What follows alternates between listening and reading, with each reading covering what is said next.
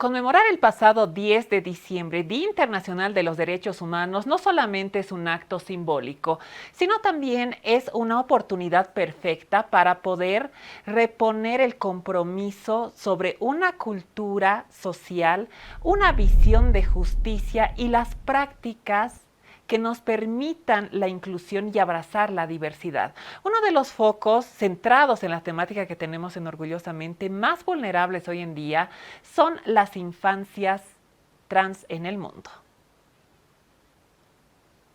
Sobre este tema se han generado demasiadas polémicas y son polémicas que rompen barrera con respecto a cualquier etapa generacional, en el que todas las generaciones, chicos de los 10 hasta los 80 años y adultos mayores, tienen sus dudas con respecto a este tema, por culpa también de la mala información que existe hoy en día en las redes sociales y en las plataformas en general. ¿Es real la razón por la que una persona, en este caso en las infancias trans, niños o niñas, que responden a través de una influencia y esto hace que definan una identidad? Es la cuestionante que estaremos abarcando esta noche en Orgullosamente. Hemos abarcado anteriormente sobre infancias trans en el programa, pero esta noche tenemos un invitado de lujo que va a responder todas estas respuestas. Juan Gavilán Macías es antropólogo, doctor en filología y ha realizado cátedras en filosofía desde 1981 hasta el 2012. Además, ha colaborado en el área lingüística de la Universidad de Málaga. Es solo una pequeña parte de toda la trayectoria que tiene nuestro invitado de esta noche, quien a través de su experiencia y conociendo de infancias trans podremos resolver varias dudas. Y como siempre nosotros además actualizando lo último en materia informativa que se genera en Bolivia y el mundo de la comunidad LGBTIQ+. Bienvenidos Orgullosamente. Actualidad esta noche en Orgullosamente, buenas noticias en México porque el estado de Guanajuato aprueba por primera instancia el matrimonio igualitario. Un avance importante en el Congreso de ese estado, pero además con la penalización de las terapias de conversión. 25 votos a favor y 9 en contra fue lo que trajo consigo esta enmienda.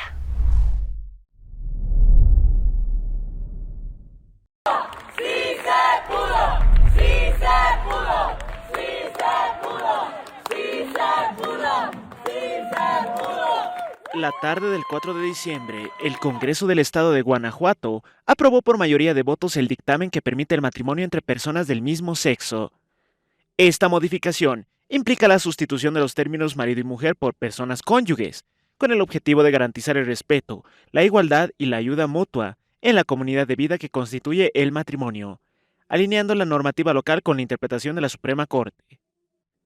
A su vez, el mismo Congreso guanajuatense aprobó la penalización de los esfuerzos para corregir la orientación sexual y la identidad de género, conocidas también como terapias de conversión.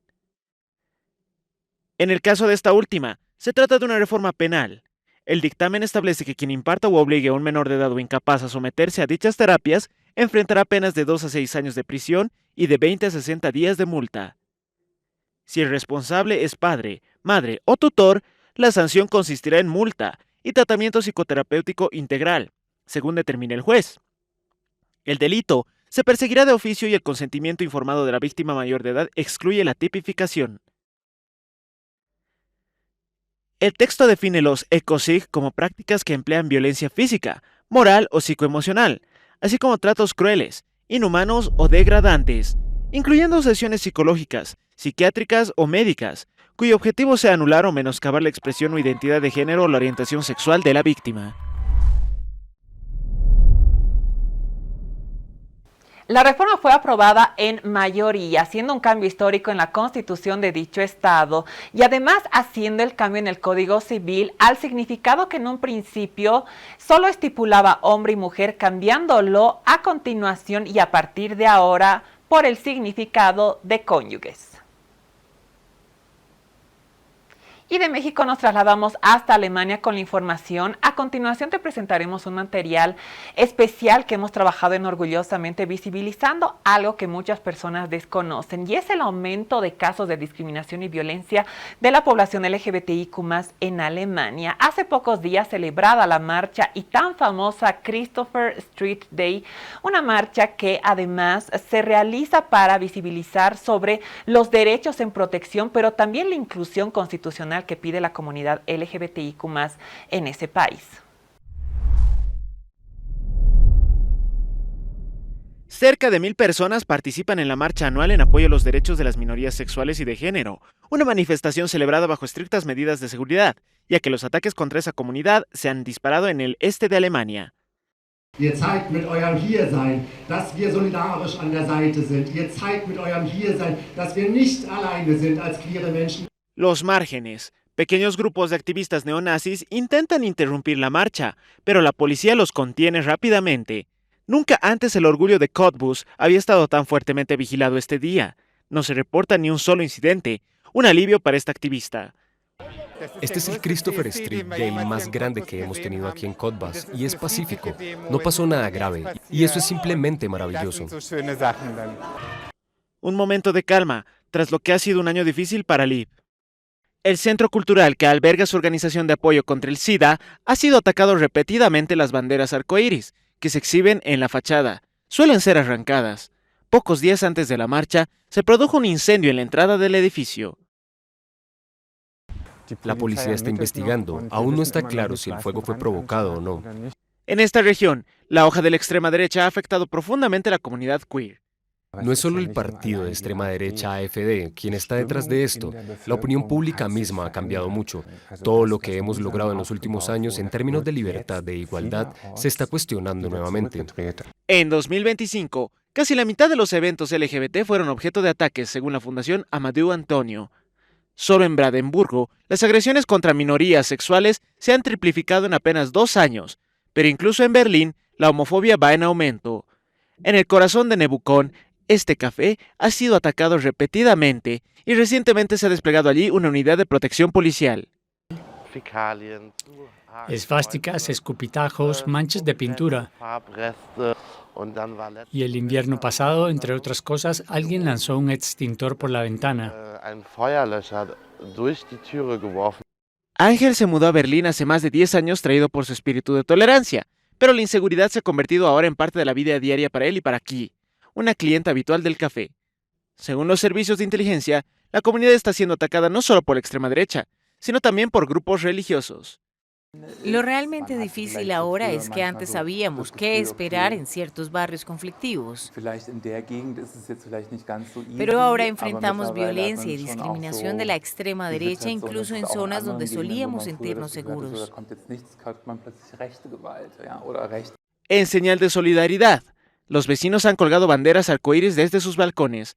Las banderas solían exhibirse cada año en el Parlamento alemán durante el mes del orgullo, pero el mundo está ahora dominado por conservadores y suspendió la tradición este año. Un golpe para la comunidad, especialmente para personas como Bach, que huyó de una dictadura para vivir abiertamente como hombre gay desde que llegó a Berlín. Este cantante kurdo sirio finalmente se sintió libre para perseguir sus sueños y su carrera musical. En Irak, tocar música me causó enormes problemas, pero en Berlín fue todo lo contrario. Todos festejaban conmigo. Por ahora, Bach se siente seguro en su barrio, pero le preocupa el futuro ante una creciente tensión política sobre los temas LGBTQ+. Es incómodo, sinceramente. Todo este debate sobre quitar la bandera arcoíris del Bundestag. Esa bandera solía simbolizar aceptación, y ahora me pregunto, ¿ya no soy bienvenido aquí? Un amargo aumento de la homofobia que se siente con más fuerza en la capital alemana, tras la persecución de homosexuales bajo el régimen nazi. La comunidad gay de Berlín floreció durante décadas, convirtiendo la ciudad en una de las más liberales del mundo, pero incluso el Museo Gay de la ciudad que documenta esta historia enfrenta ahora ataques y pide acción. En los últimos 20 o 30 años hemos logrado tanto en esta ciudad. Construido proyectos, sentido de seguridad en las calles. Es difícil aceptar que esto pueda terminar, pero también significa que debemos unirnos más que nunca. Necesitamos alzar la voz y las autoridades deben comprometerse claramente a protegernos. En Berlín, la policía ha creado unidades especiales para combatir los delitos homófobos, un modelo que otras regiones podrían adoptar pronto. Nunca más guardar silencio. El lema de la marcha de Christopher Street Day de esta gestión 2025. Centenar de personas y grupos de a pie se trasladaron por las distintas calles de Alemania para finalizar en las puertas de Brandenburgo. La vida afuera, una película del director cinematográfico italiano Mario Martone, que además presenta toques de rebeldía desde un inicio y compitió por la Palma de Oro del famoso Festival de Cannes. Además, centrado en la vida de una de las figuras de la literatura italiana más importantes del siglo XX. Esta noche estaremos conociendo más de esta película y el trasfondo de encontrar el arte de la alegría al mismo tiempo en que la sociedad construye sus propias jaulas. Aquí es donde comienza la vida afuera. Goliarda Sapienza tiene 55 años. Vive en un apartamento de lujo en el norte de Roma, que ya no puede permitirse. El libro en el que lleva trabajando 10 años ha sido rechazado por enésima vez y necesita dinero desesperadamente. Todavía le invitan a los mejores salones de la capital, y es en uno de ellos donde roba las joyas, con su marido Angelo como cómplice, un actor casi ausente de su vida. En la sección femenina de Revivia, conoce a una presa política llamada Roberta, una joven de origen proletario, inteligente, enérgica, además de revolucionaria. Goliarda establece una conexión profunda con ella y gratificante, che le aiuta a vencer il dolore di vivere e riavviva su necessità di scrivere. Quelle donne a Re Bibbia stanno dentro anche quando stanno fuori. Così quando stiamo insieme mi sento dentro anch'io. Libera. Sei una criminale, esattamente come me.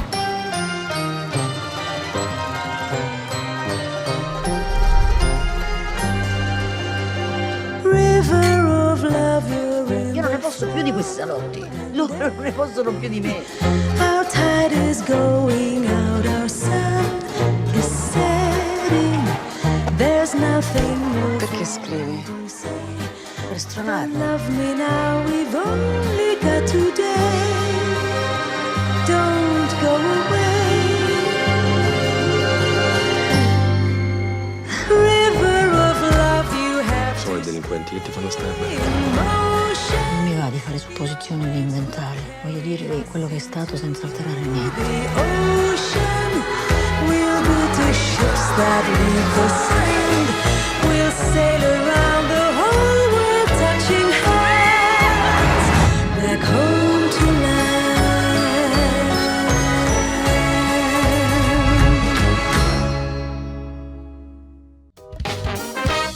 Ahora estás viendo Orgullosamente.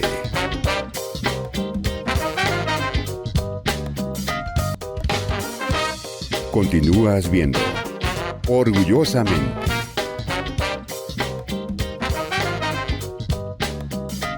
Continuamos con más información esta noche en Orgullosamente. Gracias por su amable sintonía. Hechos de deportes.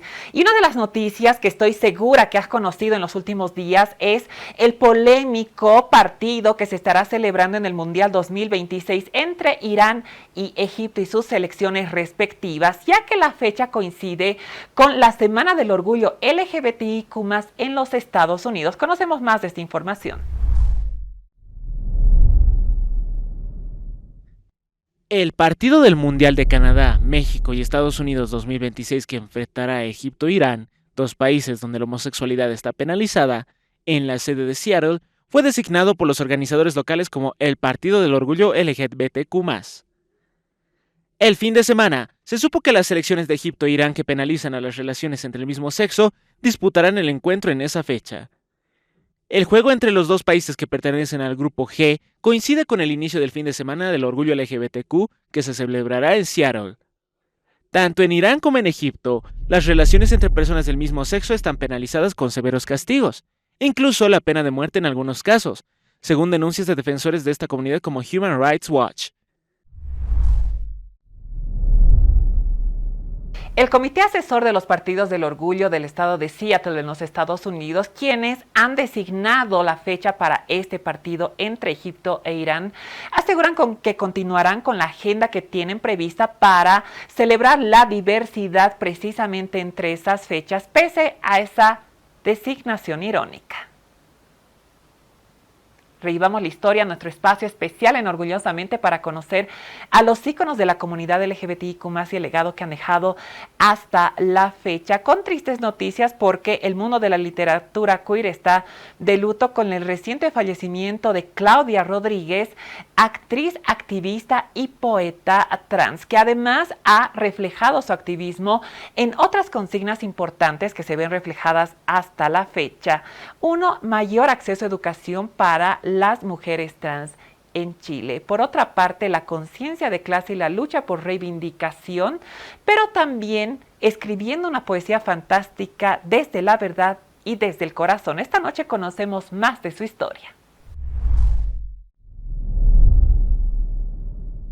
Claudia Rodríguez Silva nació en el Hospital Barros Luco Trudeau, en Santiago de Chile, en 1968.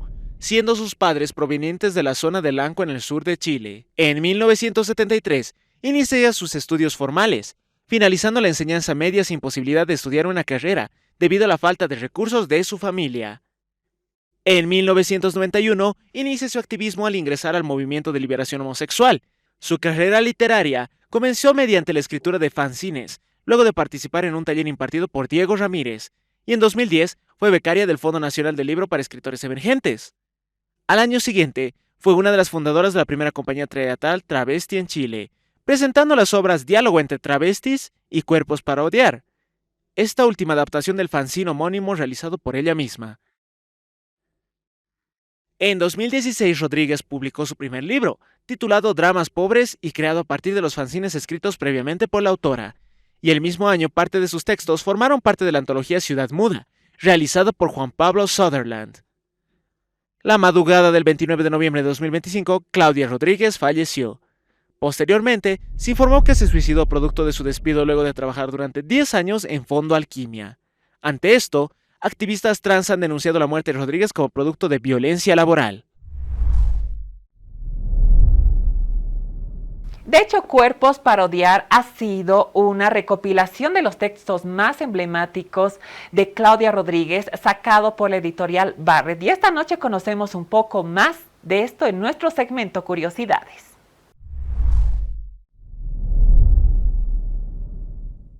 Una obra emocionante y valiente que nos descubre a una autora impregnada de la realidad cruel de la vida en los márgenes. La primera versión de estos textos apareció en forma de fotocopia como papeles urgentes en el Chile donde nació durante 2013, 2014 y 2022.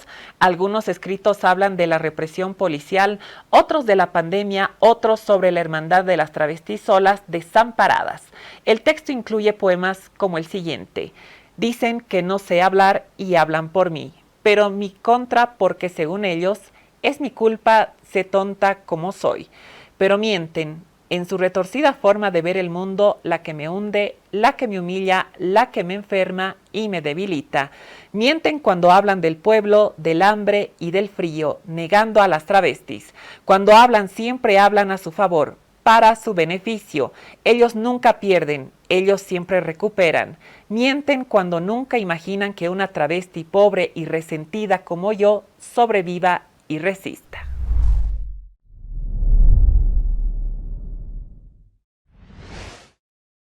Claudia Rodríguez, sin lugar a dudas, es uno de los referentes trans latinoamericanos más importantes que tenemos y que la literatura también nos deja hoy en día, iniciando su activismo desde el año 1991. Y nosotros con esta información ingresamos a nuestra primera parte de entrevista.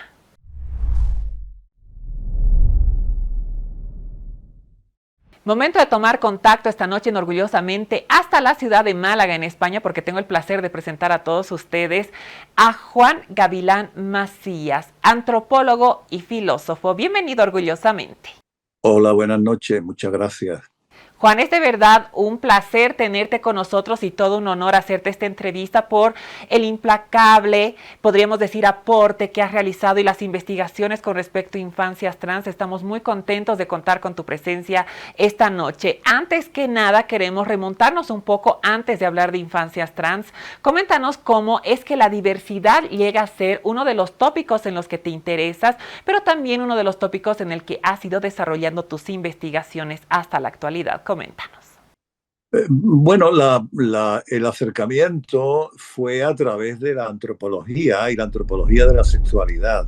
Es decir, yo fui profesor de esta materia junto a una de las personas que era el jefe de equipo que sabía más sobre este tema en España y posiblemente en Europa. Entonces, trabajábamos con libros suyos, ¿no?, en la asignatura, y esto me permitió un acercamiento, es decir, no solo un acercamiento, sino el conocimiento en profundidad de la transexualidad, tanto a nivel actual como en distintas civilizaciones, en distintas culturas.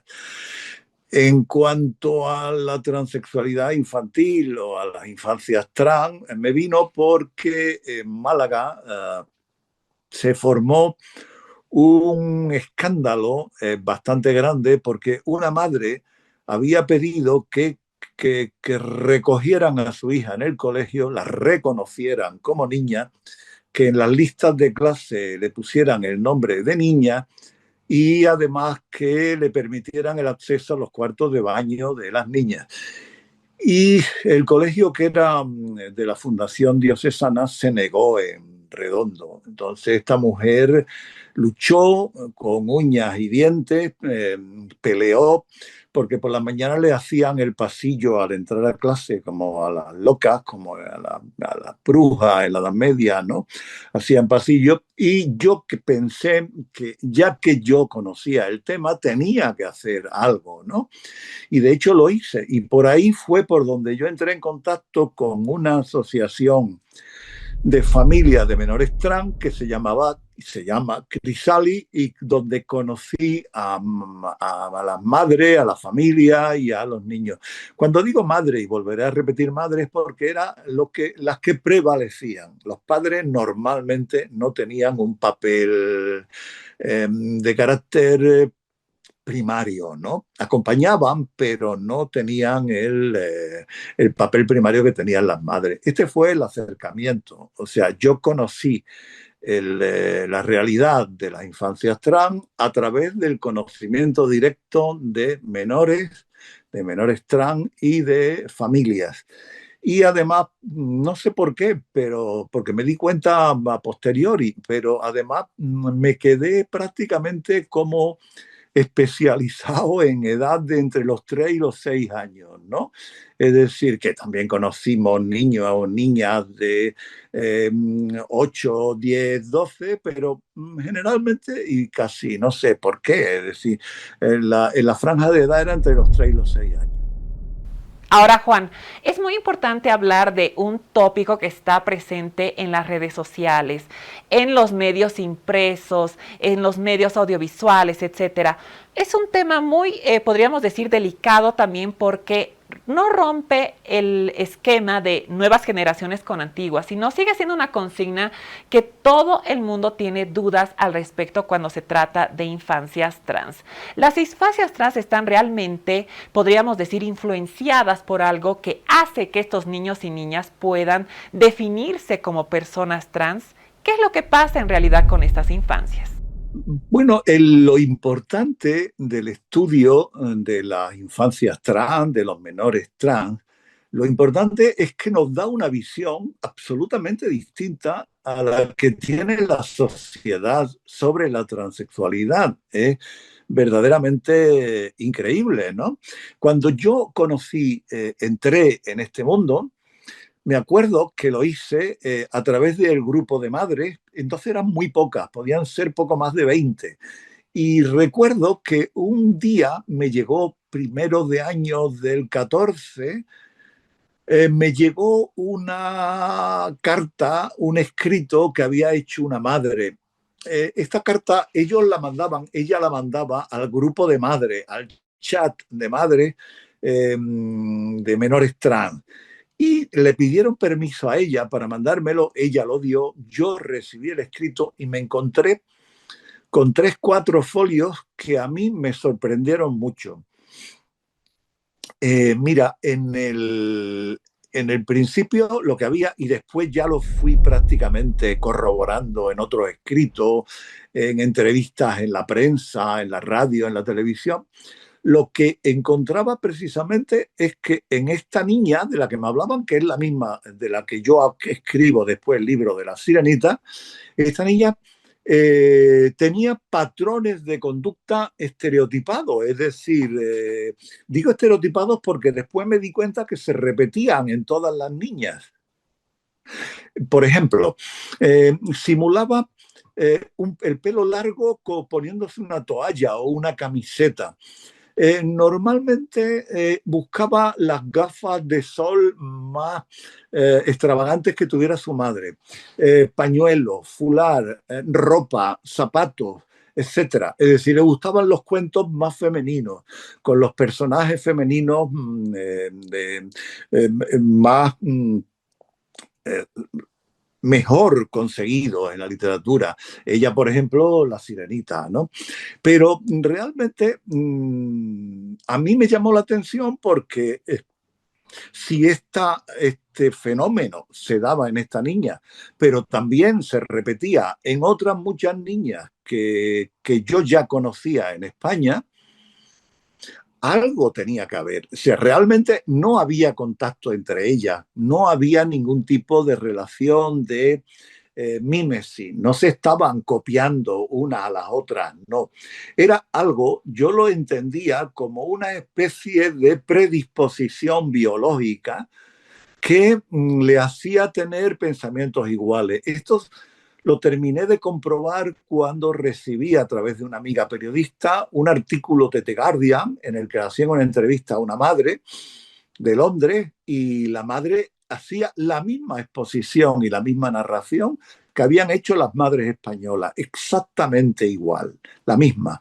Y cuando entré en contacto con Argentina, me di cuenta que en Argentina se daba de la misma manera, es decir, se daban los mismos tópicos, se daban las mismas historias, las camisetas, las uñas pintadas, el rímel, maquillaje, etcétera, es decir, zapatos de la hermana, vestimenta de la hermana. Si había algún tipo de vestido de gasa, mejor que mejor. Entonces, bueno, pues realmente yo creo que esto deja claro que no llega a través de moda ni llega a través de influencers. Puede que lo haya en algún momento, en algún tipo de adolescente a través de redes sociales, pero yo no me lo creo. Los estudios que yo he visto, que eran más bien periodísticos, no terminaban de ser ni concluyentes ni serios, porque las entrevistas que usaban, esta periodista, por ejemplo, Abigail Shrier, las que ella utilizaba, la utilizaba también una ginecóloga americana en la que ella basa sus estudios, eran entrevistas que hacían a las familias. Entonces, realmente a una adolescente o a un adolescente no hay que evitarlo. Es decir, las encuestas deben ser sobre ellos, no en su familia, no a su familia. Las familias pueden ser conservadoras y decir aquello que les convenga, ¿no? Pero realmente yo no creo. La infancia nos da pistas más que suficientes y evidencia para pensar que hay un fenómeno de carácter biológico. Por eso cuando a mí me hablan de hombre biológico, mujer biológica, yo no me lo creo. Tiendo a no creérmelo. No me lo creo porque no tiene sentido. Yo, todas las mujeres y todos los hombres trans que he conocido son biológicos, ninguno es biónico. No tiene ningún tipo de maquinaria. El cerebro también es biológico y la sexualidad y el género posiblemente no esté en los genitales, lo más seguro es que esté en el cerebro, ¿no? Por no decir seguro. Entonces, realmente no creo que el elemento fundamental sea la copia. ni las influencers, ni las influencias, ni las modas. Yo creo de una manera clara y sencilla que es un fenómeno que se da de una manera natural. Detalles sin lugar a dudas interesantes. Juan continuará con nosotros esta noche en Orgullosamente y a lo largo de este programa para poder retomar esta entrevista más adelante, que tenemos que hablar de detalles interesantes, 2 obras literarias y una tercera que está por venir, además de otras consignas. Mientras tanto, nosotros hacemos una breve pausa. Ahora estás viendo Orgullosamente.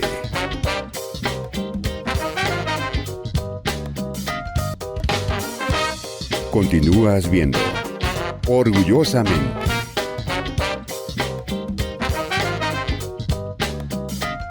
Continuamos con más información esta noche en Orgullosamente. El pasado fin de semana, el expresidente de Estados Unidos, Joe Biden, fue galardonado con el Premio Impacto Chris Abele en la 41ª versión de lo que se conoce como la Conferencia Internacional del Victory Institute, que además ha sido celebrado en Washington, D.C. El premio reconoce la administración de Biden como una de las más inclusivas con la comunidad LGBTQ+ en la historia de Estados Unidos, destacando sus logros. ¿Pero cuáles han sido estos logros durante su administración? Protección legal. Promulgó la Ley de Respeto al Matrimonio, Respect for Marriage Act, en 2022, garantizando el matrimonio igualitario a nivel federal y derogando leyes anteriores. Nombramientos históricos. Nombró a personas abiertamente LGBTQ+ para puestos clave, como la primera subsecretaria de prensa Karine Jean-Pierre, y aumentó la representación LGBTQ+ en el gobierno. Salud y vivienda. Propuso normas para proteger a jóvenes LGBTQ+ en hogares de acogida y amplió servicios de salud mental, incluyendo una línea de crisis, el 998, con consejeros LGBTQ+. Lucha contra la discriminación en la atención médica a personas trans y centros de salud. Eventos y visibilidad. Realizó las celebraciones del mes del orgullo más grandes en la Casa Blanca, reafirmando el apoyo del gobierno. Veteranos y documentos. Trabajó para dar justicia a veteranos dados de baja por políticas militares discriminatorias y permitió cambios de género en documentos oficiales. La administración de Joe Biden ha sido sin lugar a dudas una de las más pro derechos LGBTIQ+ en la historia de los Estados Unidos, pero ha también representado y ha enfrentado fuerte oposición legislativa en su tiempo con respecto a distintas iniciativas con enfoque a personas transgénero, como la ampliación del título 9, que ha sido duramente frenada en tribunales y también en distintos espacios de toma de decisiones. Industria musical esta noche en Orgullosamente. Y vaya sorpresa lo que tiene el grupo de K-pop más sonado de las últimas semanas, XG, porque una de sus integrantes, Kokona, acaba de salir abiertamente al público como una persona trans masculina, inspirando a la comunidad LGBTIQ+. Esta noche conocemos más de su propuesta musical.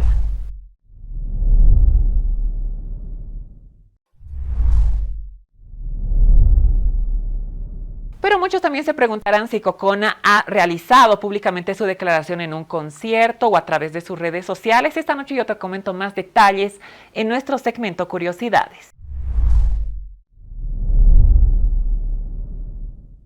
Kokona, integrante del grupo K-pop y hip hop XG, declaró públicamente que es una persona trans masculina no binaria, haciendo un anuncio emotivo el día de su cumpleaños número 20, revelando que se sometió a una cirugía de pecho y expresando que la etiqueta femenina nunca representó su identidad, recibiendo gran apoyo por su valentía y visibilidad.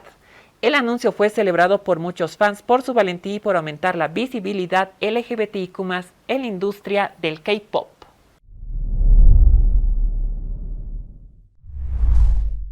Y la música del famoso grupo XG en todas las plataformas musicales, por si quieres echar un vistazo más a sus propuestas y todo lo que se viene más adelante en su gira por Asia precisamente. Nosotros con esta información ingresamos a nuestra segunda parte de entrevista.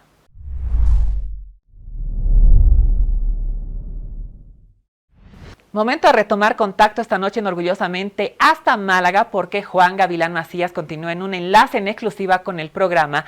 Juan, tenemos que hablar de temas interesantes a continuación, 2 obras literarias en las que tú pones el enfoque precisamente en las infancias trans.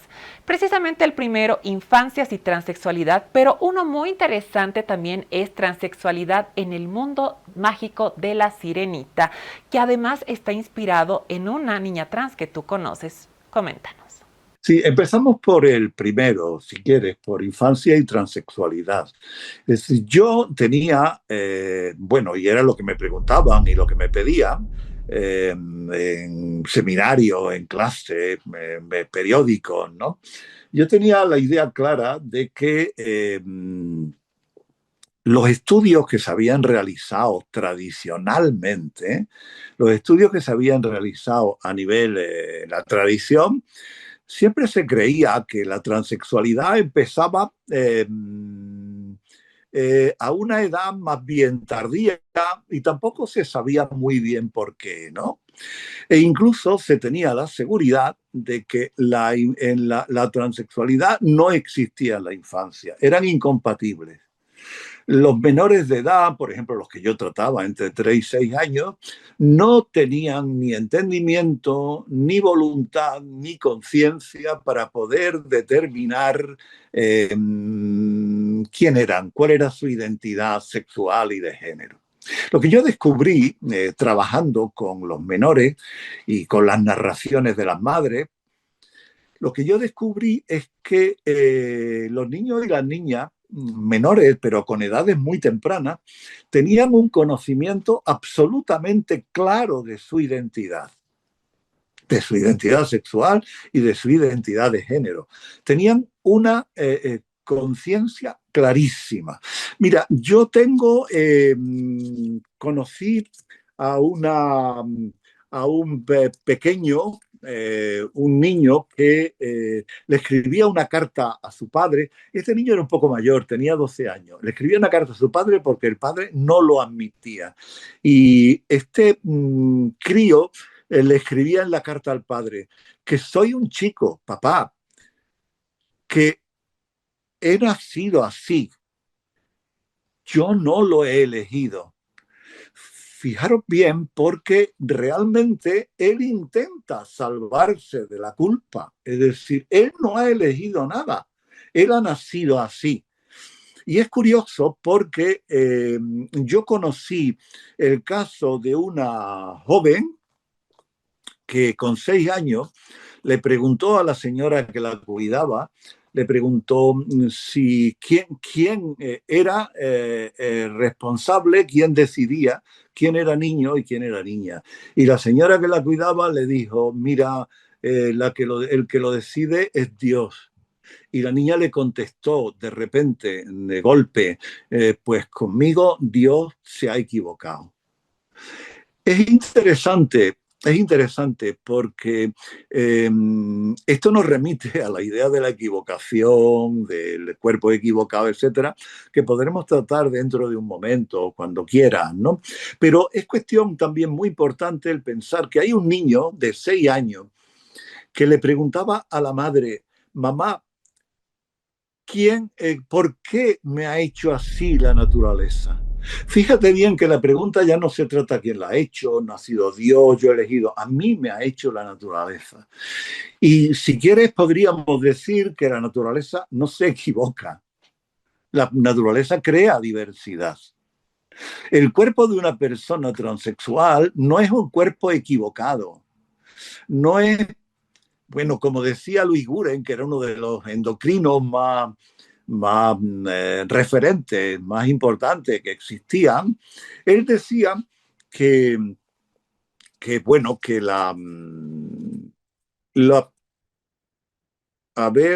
definición, que eran una mujer atrapada. Cuando definía la transexualidad decía que una mujer trans es una mujer atrapada en un cuerpo de hombre. Y cuando hablaba del hombre trans, decía que el hombre trans es una mujer atrapada al contrario, ¿no? Es decir, esto no tiene sentido ninguno. Esto no tiene sentido ninguno. Este ha sido el gran error de la medicina, del discurso biomédico. Este niño, cuando dice por la naturaleza, él lo tiene claro. ¿Por qué me ha hecho así la naturaleza?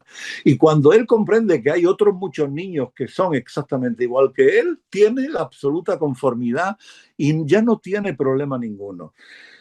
Fijaros, porque realmente las sensaciones que han tenido los niños a corta edad han sido muy duras. Irritabilidad, pesadillas, problemas de sueño, incontinencia urinaria, etcétera, etcétera.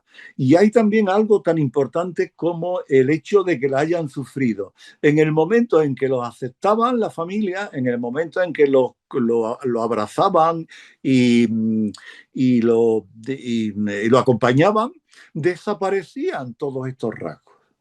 Era verdaderamente increíble. Es decir, la situación era absolutamente milagrosa, ¿no? Desaparecían, es decir, no había disforia en los niños, no, los niños no sufrían por tal, no sufrían porque de nacimiento la disforia viniera en la transexualidad. Sufrían porque eran rechazados, porque eran estigmatizados, porque eran marginados, porque se les ponía un muro absolutamente insuperable delante de su cuerpo y de su vida. Esto es lo que yo encontré. Esto es lo que yo encontré. Y lo que encontré fue conciencia en niños de corta edad. Una niña de 6 años pedía a los reyes que la hicieran ingeniera y que le permitieran inventar una máquina que tuviera una sonda, que pudiera entrar por el ombligo, llegar al cerebro para decidir realmente qué eran lo que querían. Bueno, esto es lo que hicimos en este libro, Infancia y Transexualidad, ¿no? En el libro de la Sirenita, este dibujo que hay en la portada es un dibujo hecho por la niña, ¿no? Me parece una sirena nadando entre corazones y dice, quiero, mami, ¿no? El caso de la Sirenita era un caso específico. Yo ya conocía que la niña había respondido a la madre. La madre le preguntó una vez, si tú volvieras a nacer, ¿qué querrías? Y ella dijo, ¿qué querría ser? Y ella le dijo, a mí me gustaría ser niña, yo quiero ser niña, pintarme la uña, y ese tipo de cosas de niña, pero además querría volar. Y además me gustaría nadar debajo del agua, de la misma manera, pues en este caso que nadaba la Sirenita. La madre no se dio cuenta de nada. Ella lo contó en la primera narración y después me lo contó en un encuentro que tuvimos en Madrid, ¿no? Yo descubrí, porque ella vino a hablar conmigo, me dijo que en el encuentro de familia de menores trans, ella me dijo que la niña no solo quería nadar, sino que quería nadar como la Sirenita, porque la niña desde los 3 a los 6 años pedía continuamente que le leyeran la Sirenita. Es un tema que a mí me produjo auténtica fascinación, porque se trataba de unir la madre, la niña y la narración del cuento, ¿no? La narración de Andersen. Es decir, ¿qué pasaba ahí? Se generaba una corriente de pensamiento, de emoción, de energía que hacía que la niña pudiera soportar el peso tan fuerte que llevaba con respecto a su identidad. Ella sabía que era una niña, la que no lo sabía era la madre.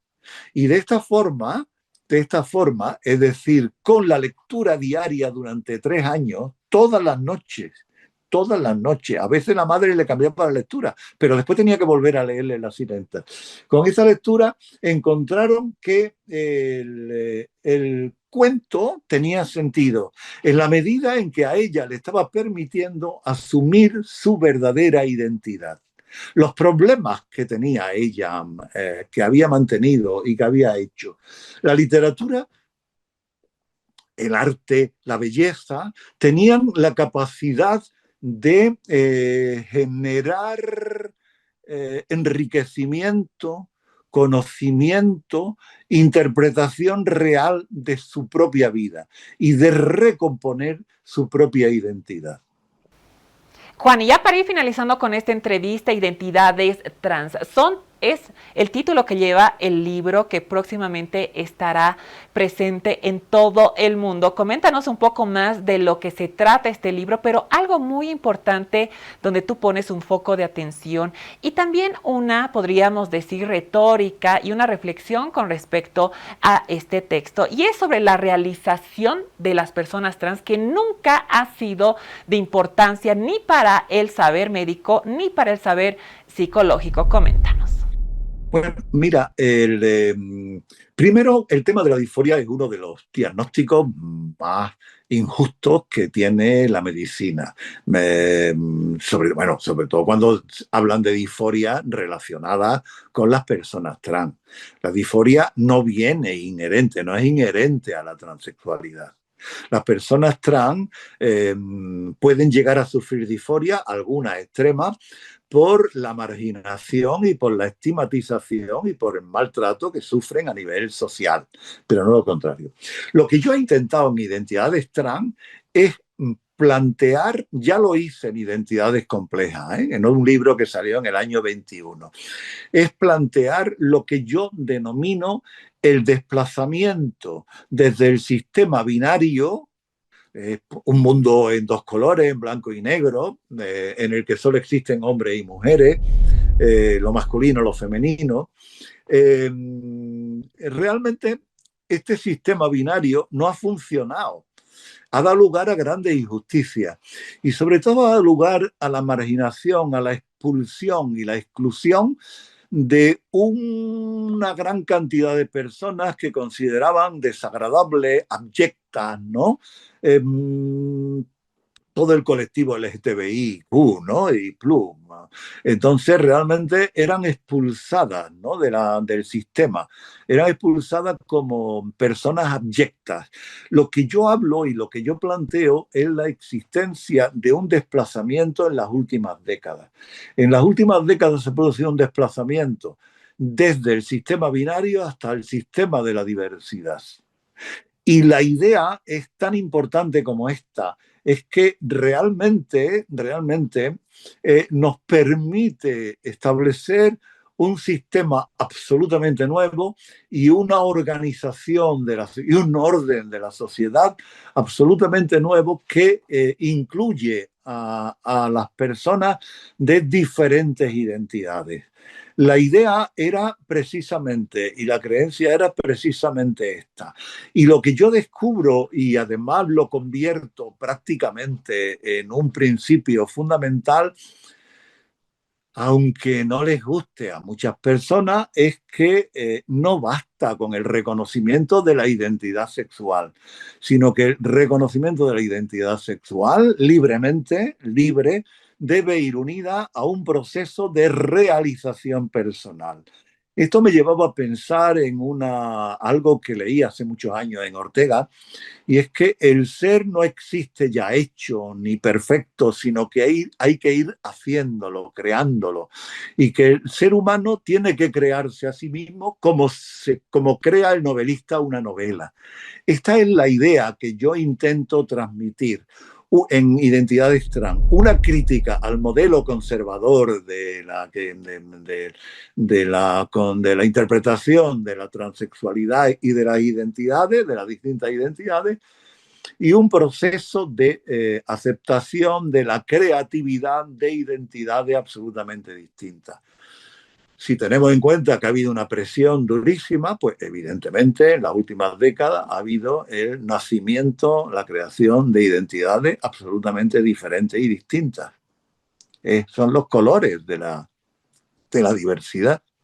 Detalles sin lugar a dudas interesantes. Juan, queremos agradecerte enormemente por estos minutos de entrevista, por atender también nuestras dudas que sabemos que padres, madres, familiares hoy en día tienen con respecto a sus hijas e hijos trans y por brindarnos mayor claridad sobre un tema que es demasiado polémico y tiene que ser respaldado con el conocimiento al 100% como el que tú posees. Gracias por este contacto.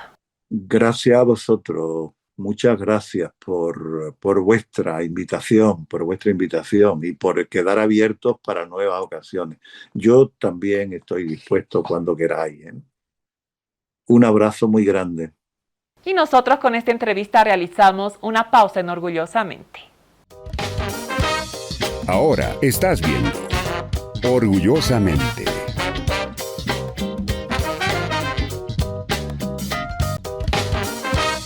Continúas viendo Orgullosamente.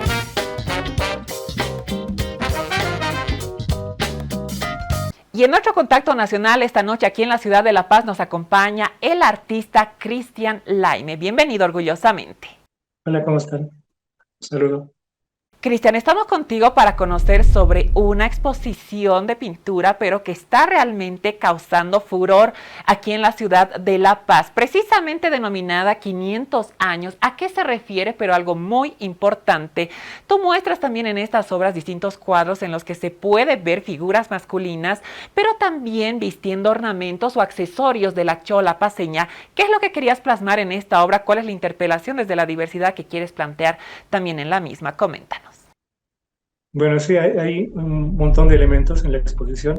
Son 13 obras que hablan de diferentes temas, ¿no? En primer lugar está la Pachamama y los metales de plata, este es el cerro rico de Potosí. Después tenemos ornamentos de platería, de oro, y entre ellos están estos caballeros que he trabajado desde hace unos años, no por series, sino por cuestiones así, estéticas que me interesan a mí. Y bueno, es cuestionarse como lo decías, desde el género, sobre nuestra contemporaneidad, de cuáles son nuestros orígenes y qué es lo que hemos hecho en estos 500 años acerca de nuestra cultura. Somos una mezcla de lo europeo y lo nativamente americano, y no hay mayor símbolo que ese que la chola paceña. Entonces, también se habla de que el sombrero, que el atuendo es español, que el sombrero en un principio era masculino. Sí, yo creo que ha habido una evolución acerca de eso, y es una mezcla de muchas cosas, ¿no? Entonces, ahí viene a simbolizar estos caballeros con atuendos femeninos que se vuelven, ¿no?, una especie de cholas contemporáneas, masculino, femenino, un género así de fluido, y se ven elegantes e interesantes. Y sí, invitar a todos los que nos estén viendo que puedan pasar por la Galería Neo. Está en exposición 500 años durante 3 semanas a partir del anterior jueves, que fue la inauguración, y hasta poquito antes de la Navidad, ¿no? Y bueno, les invito a que experimenten estas obras y que les haga hacer más preguntas a ustedes, como a mí también me lo hacen, ¿no? Yo siempre que veo una obra que he terminado, siempre le encuentro nuevos significados.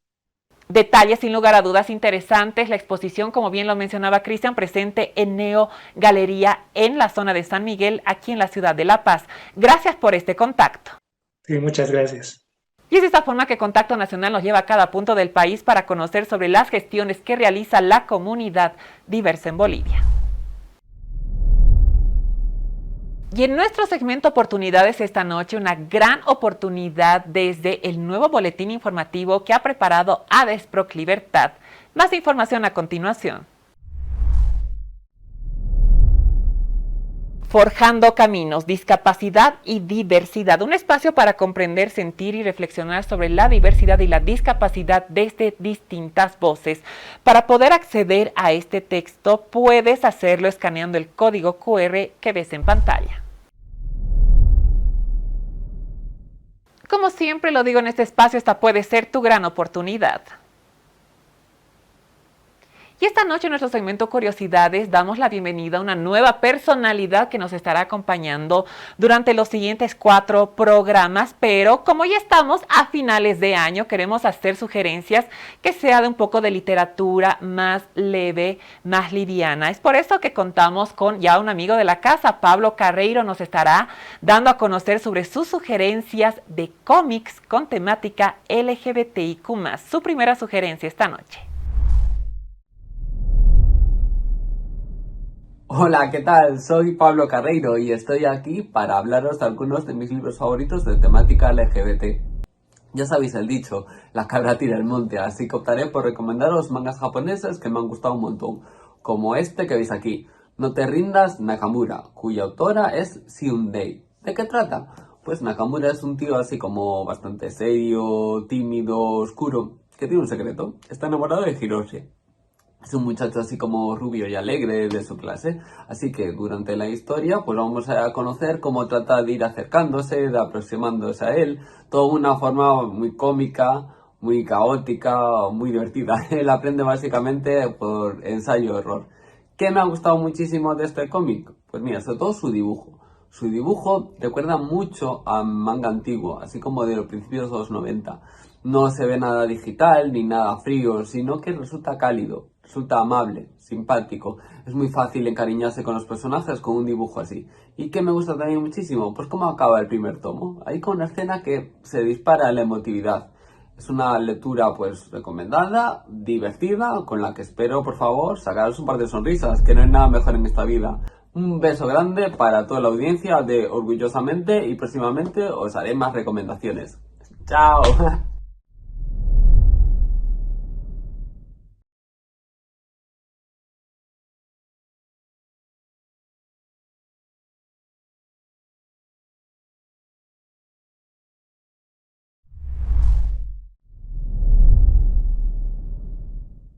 En este programa pudimos conocer a mayor profundidad desde la voz de la sabiduría y alguien que está en la investigación hace muchos años con respecto a infancias trans, qué es lo que pasa realmente en torno a las identidades en las infancias. Como siempre yo lo digo, grandes sorpresas para nuestras siguientes emisiones, las estrellas de la comunidad LGBTIQ+ de Bolivia y el mundo en cada programa de Orgullosamente. La cita conmigo es el próximo sábado con su reprise el domingo a las 21:30 por Avia Yala Televisión.